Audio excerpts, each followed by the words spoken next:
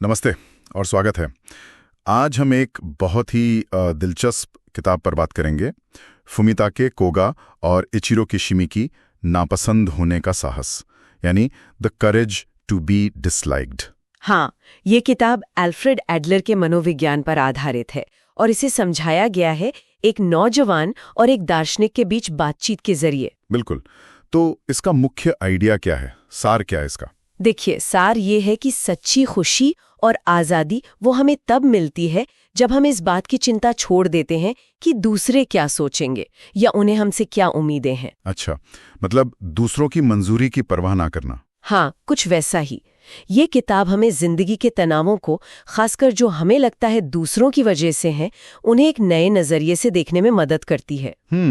तो चलिए थोड़ा और गहरा उतरते हैं इसमें। सबसे पहली बात जो मुझे काफी सोचने पर मजबूर कर गई, वो ये थी कि हमारा अतीत हमें परिभाषित नहीं करता। एडलर ये कहते हैं। हाँ, ये बहुत बड़ा पॉइंट है।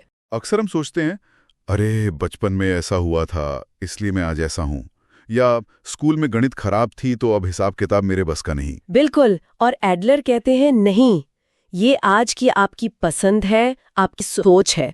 मतलब हम अतीत की घटनाओं को अर्थ देते हैं और हम वो अर्थ बदल सकते हैं। अच्छा, जैसे किताब में उदाहरण है, कोई रिश्तेदार कह दे तुम तो बचपन से ही शरारती थे, तभी तो नौकरी नहीं मिल रही।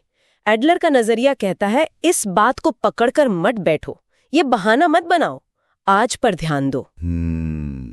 अतीत से सीखना है, उसका बहाना नहीं बनाना। वही तो, ये हमें विक्टिम बनने से बचाता है। सही कहा। और फिर आता है वो आइडिया जो शायद इस किताब का सबसे मशहूर हिस्सा है, नापसंद होने का साहस। हाँ, the courage to be disliked.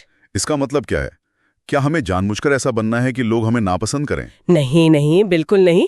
इसका मतलब है ये समझना कि आप हर किसी को खुश नहीं कर सकते, और अगर आप कोशिश करेंगे तो आप खुद कभी खुश नहीं रह पाएंगे।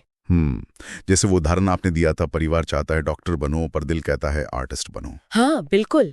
तो अपनी राह चुनना, भले ही कुछ लोग उससे सहमत ना हो या शायद नापसंद भी करें, यही है वो साहस। और ये साहस क्या लाता है? आजादी, असल आजादी। ये मान लेना कि ठीक है, अगर कोई मुझे पसंद नहीं करता, जैसे वो कॉलोनी वाली आंटी वाला उदाहरण, अगर वो बालों पर कुछ कहें तो बस मुस्कुराकर कहना मुझे तो ऐसे ही पसंद है। हाँ, ये अपनी शर्तों पर जीना है। पर इसका मतलब ये भी नहीं कि हम बिल्कुल अकेले हो जाएं या समाज से कट जाएं। एडलर मानते थे कि इंसान सामाजिक है। ये साहस असल में स्वस्थ रिश्ते बनाने के लिए है, दूसरों की उम्मीदों के गुलाम बनने से बचने के लिए। ये दिलचस्प है। और एडलर ये भी कहते हैं कि हमारी लगभग सारी दिक्कतें, सारी परेशानियां वो आपसी रिश्तों से ही जुड़ी होती हैं। हाँ, ये भी एक बड़ा दावा है। लेकिन इसका हल दूसरों को बदलना नहीं है। नहीं, बिल्कुल नहीं। हल है अपनी सोच बदलना। यहीं पर वो कार्य विभाजन या सेपरेशन ऑफ टास्क्स वाला आइडिया आता है ना? हाँ बिल्कुल, सेपरेशन ऑफ टास्क्स। इसका क्या मतलब है आसान शब्दों में? सीधा सा हिसाब है, आप अपना काम करें और ये चिंता छोड़ दें कि दूसरा क्या करेगा या क्या सोचेगा, वो उसका काम है। जैसे कोई रोजमर्रा का उदाहरण? जैसे मान लीजिए आपका काम है ऑफिस में अपना बेस्ट देना, आपने दे दिया। अब बॉस तारीफ करता है या नहीं, प्रमोशन देता है या नहीं, वो उसका काम है, उसकी प्रतिक्रिया है, उस पर आपका कंट्रोल नहीं है। ओह, तो मतलब हमें रिजल्ट की चिंता नहीं करनी, बस अपने एक्शन पर फोकस करना है। एग्जैक्टली। अपना काम ईमानदारी से करो, दूसरे की प्रतिक्रिया या उसके काम को कंट्रोल करने की कोशिश मत करो। जैसे दोस्त को जबरदस्ती अपनी राय मनवाना या घर में किसी को डाइटिंग के लिए पीछे पड़ जाना, ये उनके काम है, हमारे नहीं। ये सुनने में आसान है पर करना शायद मुश्किल। हाँ, मुश्किल तो है, लेकिन इससे बेवजह का तनाव और टकराव कम होता है। हम अपनी एनर्जी सही जगह लगाते हैं, अपने काम पर। खुशी का गहरा ताल्लुक है सामुदायिक भावना और योगदान से। योगदान?